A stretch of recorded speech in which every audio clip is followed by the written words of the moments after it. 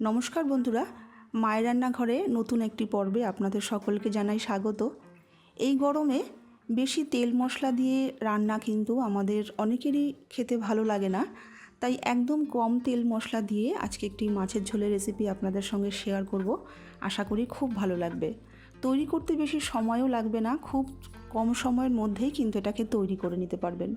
তাহলে চলুন রেসিপিটি দেখে নিই। এখানে 800 গ্রাম রুই মাছ নিয়েছি, সব ধরনের পিসই আমি এখানে ব্যবহার করেছি। প্রথমেই মাছটাকে সামান্য একটু নুন আর হলুদ দিয়ে মাখিয়ে রেখে দেব 10-15 মিনিটের জন্য। আপনার হাতে যদি সময় বেশি থাকলে তাহলে কিন্তু এটাকে আর একটু বেশি সময়ও ম্যারিনেট করে রাখতে পারেন। তবু আমি 10-15 মিনিট রাখছি, তার বেশি আর রাখছি না। খুব ভালো করে নুন হলুদটাকে মাখিয়ে নিয়েছি। চলুন এবার মশলাটাকে তৈরি করে নিই। মিক্সির জারের মধ্যে দিয়ে দিচ্ছি 1.5 ইঞ্চি মতন টুকরো করে আদা, 3-4টে কাঁচা লঙ্কা আর 2 টেবিল চামচ পোস্ত আমি 5 মিনিট আগে একটু জলে ভিজিয়ে রেখেছিলাম। ওই জল সমেতই আমি পোস্তটাকে বেটে নেব। এক্সট্রা করে কিন্তু আমি আর জল দিচ্ছি না। পোস্ত ভেজানোর জলটাকে দিয়েই আমি মশলাটাকে খুব মিহি করে একটু পেস্ট করে নিয়েছি। এবার এই মশলাটাকে একটা বাটির মধ্যে ঢেলে রেখে দিচ্ছি। এবার গ্যাসে কড়াই বসিয়ে কড়াইটাকে ভালো করে গরম করে নিয়ে আমি দিয়ে দিচ্ছি 4 থেকে 5 টেবিল চামচ মতন সর্ষের তেল। পুরো রান্নাটা আমি সর্ষের তেলেই করছি, তবে আপনি আপনার পছন্দ মতন তেলে রান্নাটা করতেই পারেন, কিন্তু আমি বলবো সর্ষের তেলে রান্নাটা করলে এর স্বাদটা কিন্তু বেশি ভালো আসে। কড়াইতে খুব ভালো করে তেলটা মাখিয়ে নিয়ে ধোয়া হোটা তেলটা গরম হয়ে গেলে সামান্য একটু নুন দিয়ে দিচ্ছি, যেন মাছগুলো আমার আটকে না যায়। এবার গ্যাসটাকে মিডিয়ামে রেখে মাছগুলোকে আমি ভেজে নেব। একটু হালকা করে ভাজবো, খুব লালচে করে আমি মাছগুলো ভাজবো না। তবু আপনি যদি চান যে কড়া মাছ ভাজা খেতে আপনি পছন্দ করেন, তাহলে কিন্তু কড়াটা আপনি করতেই পারেন। মাছ ভাজাটা আপনার পছন্দ মতন আপনি করে নেবেন। একটা পিঠ হয়ে গেলে আর একটা পিঠ একটু উল্টে দিচ্ছি। আমি একটু হালকা করেই মাছগুলো ভাজবো, খুব কড়া করে ভাজবো না। নুনটা দেওয়ার কারণে দেখবেন মাছগুলো কিন্তু একদম কড়াইতে লেগে যাবে না। তাই আমি সবসময় ভিডিওতে বন্ধুরা আপনাদের বলে থাকি, মাছ ডিম ভাজার সময় সামান্য একটু নুন ছিটিয়ে নেবেন। দেখুন মাছটা ভাজা হয়ে গেছে, এর থেকে বেশি আর ভাজছি না। আমি মাছটাকে প্লেটে তুলে রেখে দিচ্ছি। আমি এই তেলের মধ্যেই কিন্তু সম্পূর্ণ রান্নাটা করব। আমি ব্যাচ ওয়াইজ মাছগুলোকে ভেজে নেব, তাই আমি কিন্তু অল্প তেল দিয়েই আমি রান্নাটা করছি, আপনাদের সঙ্গে আগেই শেয়ার করেছি। এবার ওই তেলের মধ্যেই বাদবাকি মাছটাও এখানে দিয়ে দিচ্ছি। বাদবাকি মাছটাকেও আমি একটু হালকা লালচে করে ভেজে প্লেটে তুলে রেখে দিচ্ছি। সমস্ত মাছগুলো ভেজে প্লেটে তুলে রেখে দিলাম। এবার ওই তেলের মধ্যে সামান্য একটু গোটা জিরে আমি ফোড়ন দিয়ে দিচ্ছি, এই 1/2 চামচ মতন। গ্যাসটাকে লোতেই রেখেছি। ফোড়নটাকে সামান্য একটু নাড়াচাড়া করে নেব। ফোড়নটাকে একটু নাড়াচাড়া করে নিয়ে আমি এখানে মিডিয়াম সাইজের 2টো টমেটো ছোট ছোট টুকরো করে কেটে নিয়েছি।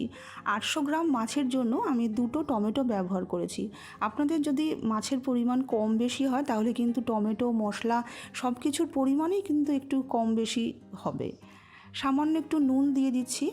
নুনটাকে দিয়েও খুব ভালো করে আমি টমেটোটাকে একটু কষিয়ে নেব। টমেটোটা যখন একটু নরম হয়ে যাবে তখন 1/2 চামচ হলুদের গুঁড়ো, 1 চামচ কাশ্মীরি লঙ্কার গুঁড়ো, 1 চামচ জিরের গুঁড়ো আমি এখানে দিয়ে দিচ্ছি।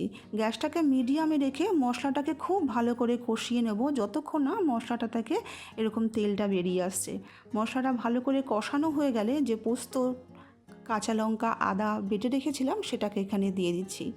গ্যাসটাকে মিডিয়ামেই রেখেছি। খুব ভালো করে মশলাটাকে কষিয়ে নেব। মশলাটা যত সুন্দর করে কষানো হবে মাছের ঝোলের স্বাদটা কিন্তু ততটাই ভালো হবে। বাটিতে একটু মশলা লেগেছিল, সেই একটু জল দিয়ে দিলাম বাটিটাকে ধুয়েও। এবার খুব ভালো করে মশলাটাকে কষিয়ে নেব। 5-6 মিনিট মশলাটাকে কষালেই দেখবেন সুন্দর একটু তেলটা রিলিজ হয়ে যাচ্ছে। খুব ভালো করে মশলাটা কষানো হয়ে যাবে। দেখুন মশলাটা কষানো হয়ে গেছে। এবার 1 গ্লাস জল এখানে দিয়ে দিচ্ছি। আমি ঝোলটা একটু পাতলাই রাখতে চাইছি, তবে ঝোলের পরিমাণটা অবশ্যই আপনার পরিমাণ অনুযায়ী দেবেন। আপনি আপনার পরিবারের যে কতজন সদস্য আছে সেই হিসাবে জলটাকে দেবেন। গ্যাসটাকে হাইতে রেখেই আমি ঝোলটাকে মিনিট 2-3 একটু ফুটিয়ে নেব। মিনিট 2-3 বার আমি ভেজে রাখা মাছগুলোকে দিয়ে দিচ্ছি। ভেজে রাখা মাছগুলোকে দিয়ে খুব ভালো করে ঝোলের মধ্যে মিশিয়ে নিয়ে গ্যাসটাকে মিডিয়ামে রেখে 5 থেকে 6 মিনিট একটু ফুটিয়ে নেব। এতে করে কী হবে, মাছটা সুন্দর সেদ্ধ হয়ে যাবে আর মাছের ঝোলের মধ্যে কিন্তু মাছের যে ফ্লেভারটা সেটা কিন্তু সম্পূর্ণই চলে যাবে। 5-6 মিনিট বাদ ওপরে কয়েকটা চেরা কাঁচা লঙ্কা দিয়ে দিচ্ছি, এতে মাছের ঝোলের গন্ধটা কিন্তু খুব সুন্দর আসবে। আমি কিন্তু নুন দুভাগে দিয়েছিলাম, টমেটোর সাথেও নুনটা দিয়েছিলাম, মাছ ভাজার সময়ও কিন্তু ম্যারিনেট করবার সময় নুন দিয়েছিলাম, আলাদা করে আর নুন আর দিলাম না। তৈরি হয়ে গেল একদম কম তেল মশলায় আমাদের রুই মাছের ঝোল। গরম গরম ভাতের সঙ্গে এটাকে পরিবেশন করুন। একদম কম তেল মশলা দিয়েই আজকে আপনাদের সঙ্গে রুই মাছের রেসিপিটা শেয়ার করলাম। আশা করি ভালো লাগলে একটা লাইক করে দেবেন, সকলের সাথে শেয়ার করে দেবেন। আর পরবর্তী ভিডিও দেখবার জন্য প্লিজ আমার চ্যানেলটাকে সাবস্ক্রাইব করে আমার পাশে থাকবেন। আর যে সকল বন্ধুরা আমার চ্যানেলটাকে সাবস্ক্রাইব করেছেন তাদেরকে জানাই অসংখ্য ধন্যবাদ। আজকে এইটুকুই, নমস্কার।